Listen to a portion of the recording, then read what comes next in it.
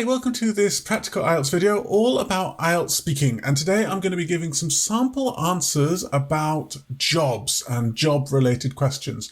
Now, if you want to learn some vocabulary about jobs, you can check out the link in the description and you can find out more about how you can do that down there. All right, let's jump straight into it. Actually, at the moment, I'm both working and studying at the same time. I'm an online IELTS coach and I make videos for students to help them improve their IELTS score. The best thing about my job is that I get to work with students from all around the world. So I have students in England, but I also have students in the rest of Europe. I've had students in India, and I've even had students from as far as New Zealand. And it's always really interesting to get to meet them and to kind of have conversations about how things are in their different area of the world.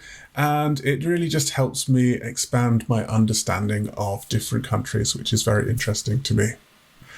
I've done both, actually. I've worked for myself and I've also worked for a company. And for me, working for myself is far more interesting because when you work for yourself, you have a lot more control over your work schedule and also the way in which you work. So for me, it's very important to be able to plan my own classes and to have complete control over what I do when I teach.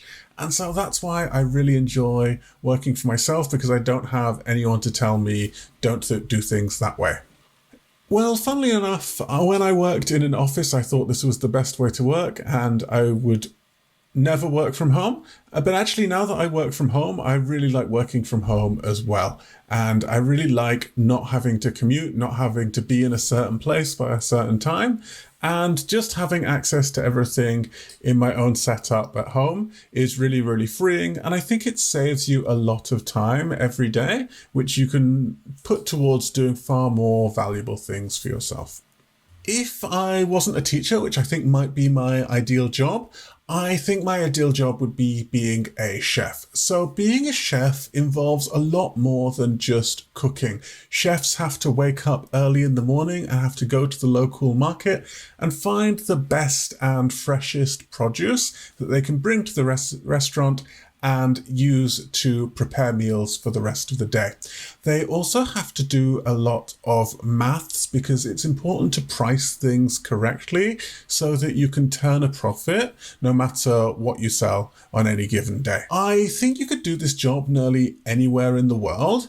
For me, I always think it would be very romantic to be a chef in Paris or London, but I think chefs are in demand in every single place in the world. And actually, one of the nice things about being a chef would be that you can work in any place you would like to, because everyone will always need a chef. I don't think there are any formal qualifications that you require to be a chef, but lots of people go to culinary school to get some qualifications to be a chef.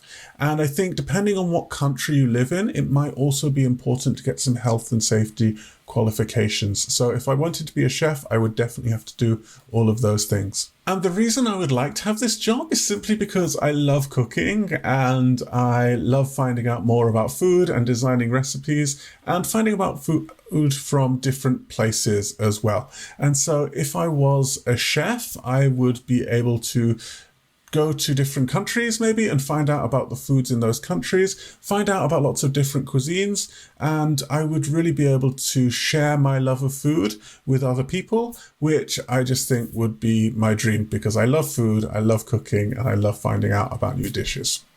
This is quite a difficult question to answer because I think it depends on who you're talking about. Some people are paid fairly, but I do also think that some people are very overpaid and some people are very underpaid. Now, talking about underpaid people, I think there are a lot of people who add a good deal of value to society, but who don't get rewarded well for it. So, for example, lots of people who drive buses, well, they help many people get to work on time, and that's very important for keeping our society running correctly. But at the same time, they don't necessarily get paid as well as some other jobs, which don't add as much value, but earn a lot of money. Lots of people are overworked, and I think it's very difficult to maintain a good work-life balance in the modern age. Now, because everyone owns a smartphone, that means they can be contacted at almost any time. And so it's not uncommon for people to get WhatsApp messages or emails. And when they're at home, maybe it's 8 or 9 p.m. in the evening, they might see these messages or they might see these emails, and it brings them back to thinking about their workday. And because of this kind of work pressure or thinking about work can take up people's whole lives. They can be thinking about it 24/7. And so for that reason, I think it's really hard for people to have a good work-life balance. For me, the answer to this question is really easy. I would be much happier with a satisfying job than a job with a high salary. And the reason for that is that you spend so much time at work. I just don't think it's worth it to have a high salary, because you're going to be doing this thing from 9 till 5 for 5 days a week for most weeks of your life. So if you don't enjoy what you do, I really just don't think it matters how much money you earn. I think there are a lot of things you should know before taking a job, and I think taking a job without knowing these things can get you into a lot of trouble. Now, if you have a job, I think it's important to know what opportunities for growth you are going to have in the future from that job. And that's something people should be asking at interviews, because if your job is just going to stay doing the same thing at the same level for a really long time, you might not find that job satisfying. I think you also want to have a good idea of the corporate culture of a job, because if it has quite a toxic workplace culture, you're going to have a hard time, even if everything else about the job is great, because I think that will just wear on you and it will create stress in your life, and it's simply not worth that kind of stress to have the job, even if in every other aspect it's your dream job. In my opinion, one of the biggest changes that's happened to employment in recent years is a shift away from what you might call a job for life. So in the past, people used to work for one employer, and you might work for the same employer for the entirety of your working life. However, nowadays it's far more common for people to shift jobs quite frequently. And often people look for a diagonal promotion. So that means you are taking a job at a new company that's at a higher level than your current job. And I think this is just a necessary thing that people need to think about.